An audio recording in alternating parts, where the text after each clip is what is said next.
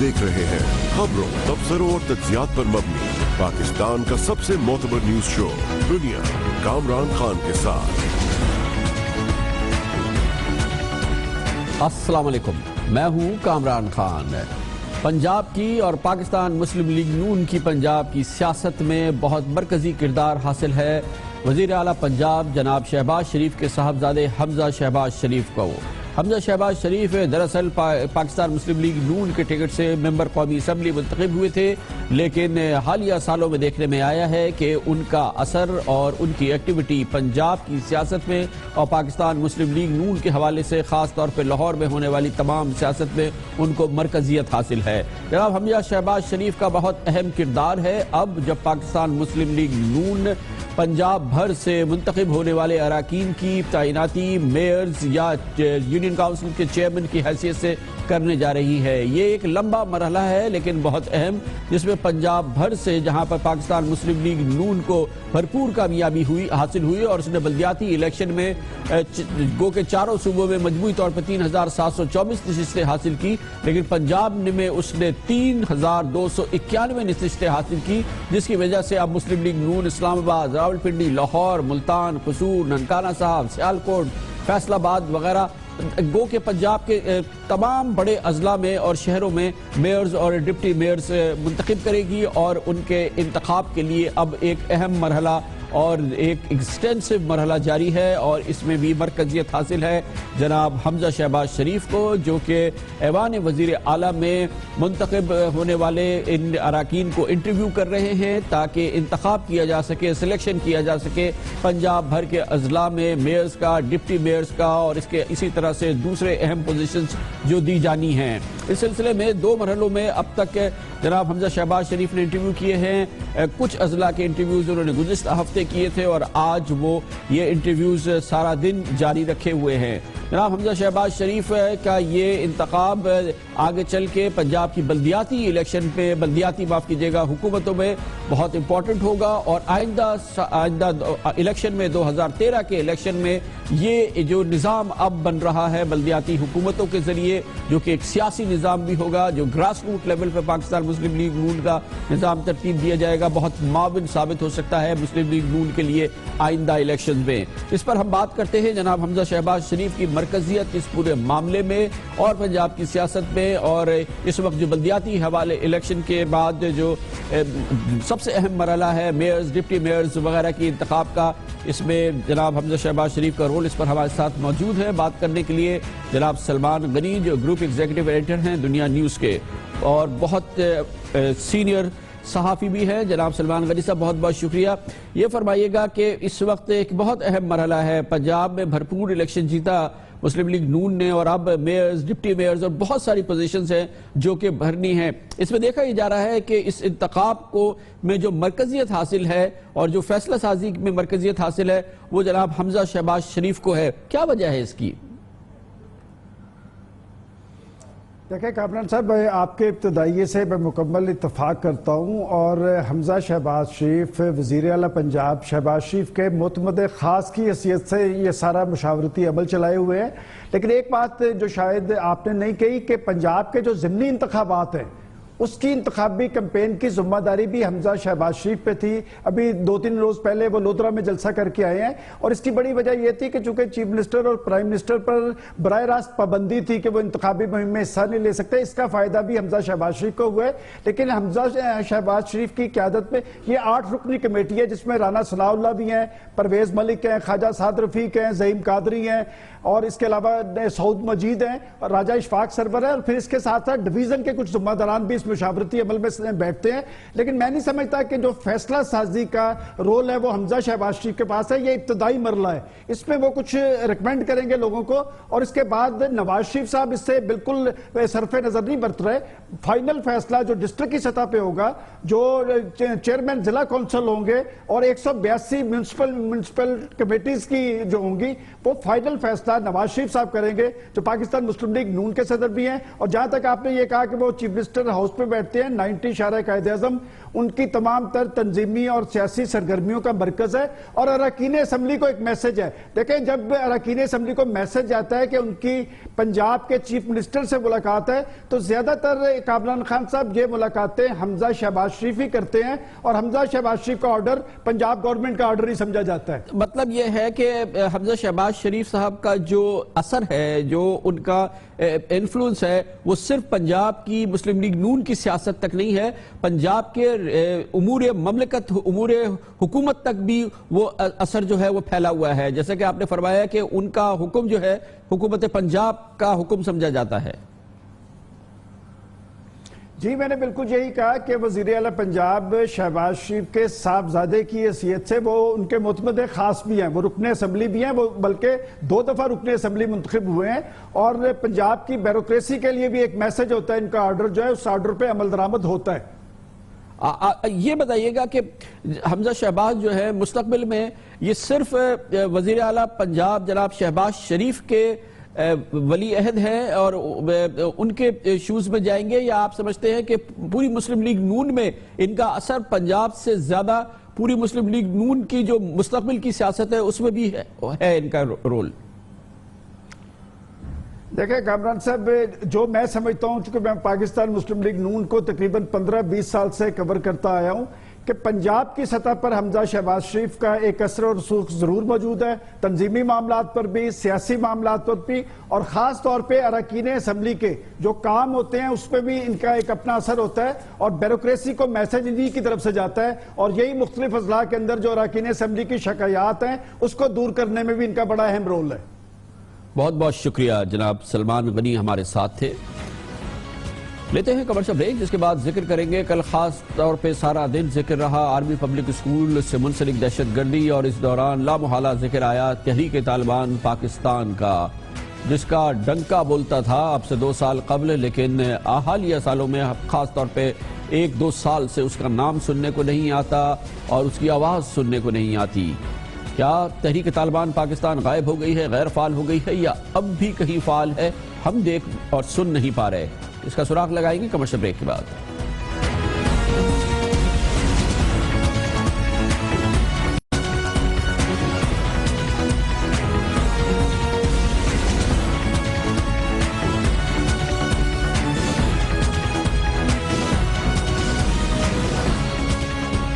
Welcome back. 2007 سے لے کے 2013 تک تحریک طالبان پاکستان کا نام اور اس کا وجود پاکستان میں دہشت گردی کی علامت کے طور پہ سمجھا جاتا تھا. 6 سال تک تحریک طالبان پاکستان نے پاکستان میں ہونے والے سینکڑوں دہشت گرد حملوں کی ذمہ داری قبول کی، اور پولیس اور سیکیورٹی ایجنسیز کہتی تھی کہ نہ صرف یہ ذمہ داری قبول کر رہے ہیں بلکہ بہرحال ہر صورت میں یہ بات درست تھی کہ تحریک طالبان نے ان حملوں کو پلان کرتی تھی اور اس کے لیے دہشت گرد بھیجتی تھی. اس طرح سے اس خطے میں دہشت گردی کے حوالے سے یہ سب سے فعال تنظیم تھی جس نے پاکستان کی اگر یہ کہا جائے تو بیجا نہ ہوگا اینٹ سے اینٹ بجا کے رکھ دی. 2006 سے 2013 تک تقریباً 3000 حملوں کی ذمہ داری براہ راست تحریک طالبان پاکستان نے قبول کی. 2013 کے بعد جب پاکستان کی قوم نے بہرحال فیصلہ کیا کہ دہشت گردی کے خلاف اٹھ کھڑے ہونا ہے اور اس کو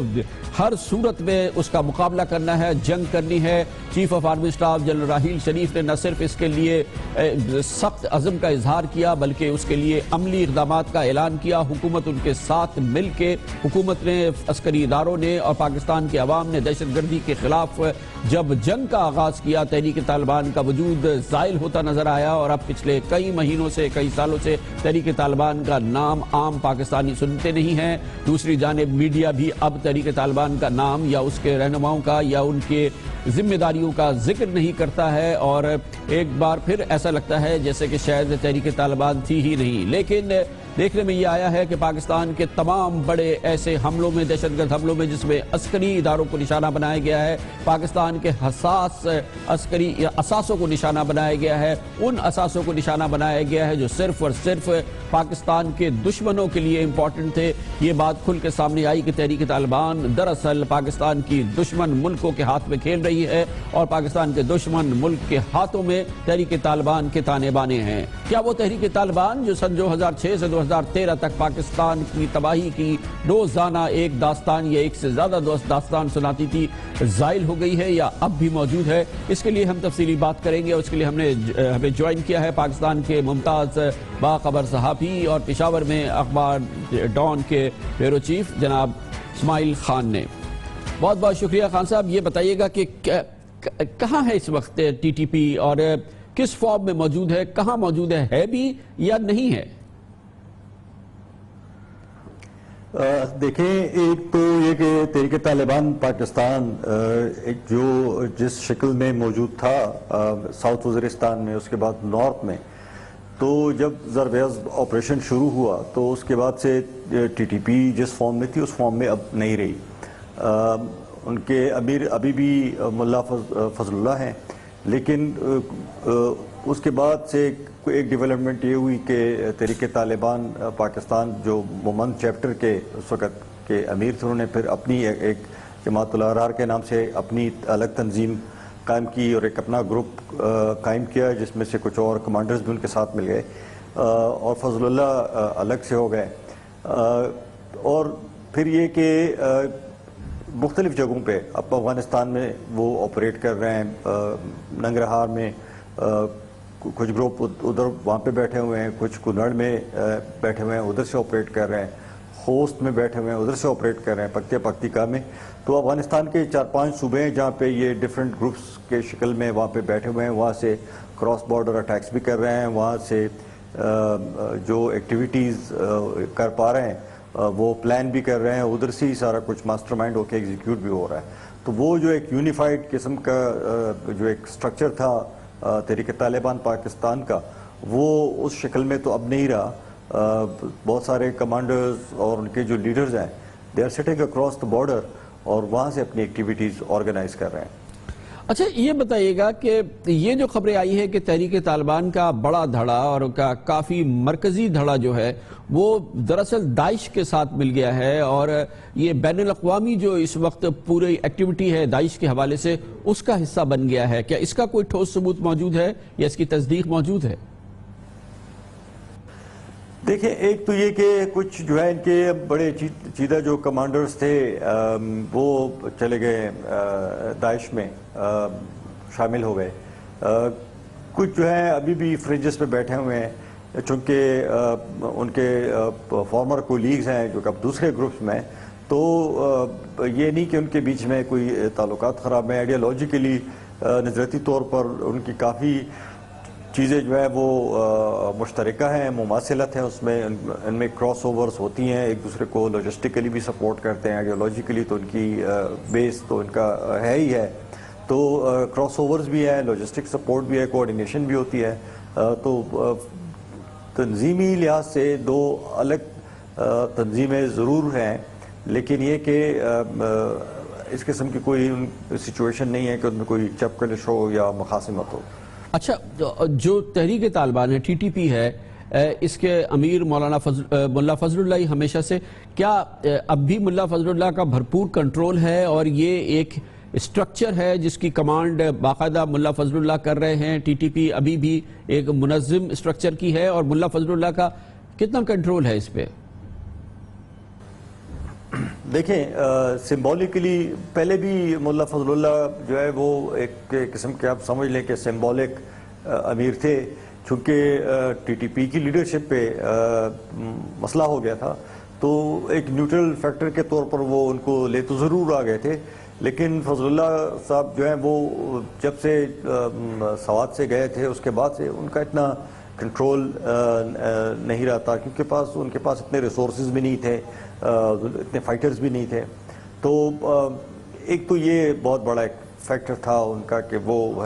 نہیں کر پائے۔ دوسرا جو ہے جو ان کے گروپس ہیں وہ ان کو اپنا امیر تو مانتے ہیں، اطاعت بھی کرتے ہیں، لیکن اس کے کافی سارے کمانڈرز جو ہے وہ چھوڑ کے چلے گئے ہیں، کچھ تو چلے گئے ہیں وہ داعش میں، اور کچھ جو ہے وہ دوسرا جو جماعت الاحرار نام کی تنظیم بن گئی اس میں چلے گئے۔ تو لے دے کے ان کا جو ابھی سب سے امپورٹنٹ کمانڈر ہے یہی ہے جو کہ ننگرہار میں ہے، جو سارا کچھ آرگنائز کر رہے ہیں، تو شاید ان کا ایک لوز قسم کا کنٹرول ہو. امیر تو مانتے ہیں، وہ انہیں تو اطاعت بھی کرتے ہوں گے.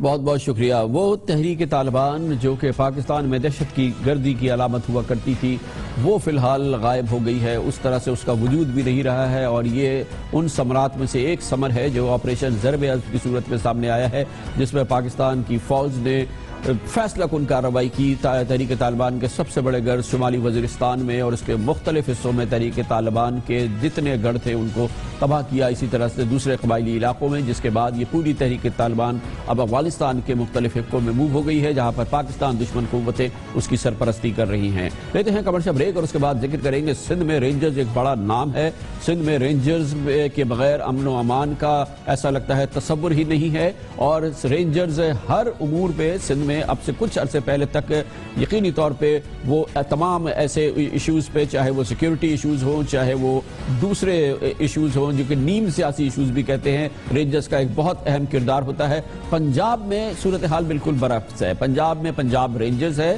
مگر پنجاب کی حکومت نے انہیں سیکیورٹی ڈیوٹیز پہ لگایا ہے، ایسے مقامات پر جن کی سیکیورٹی حساسیت ہے. اس میں سے بھی کچھ جگہوں سے اب پنجاب رینجرز کو واپس بلا لیا ہے. پنجاب میں پنجاب رینجرز کا کردار، اس پر آپ کو بتائیں گے چھوٹے سے کمرشل بریک کے بعد.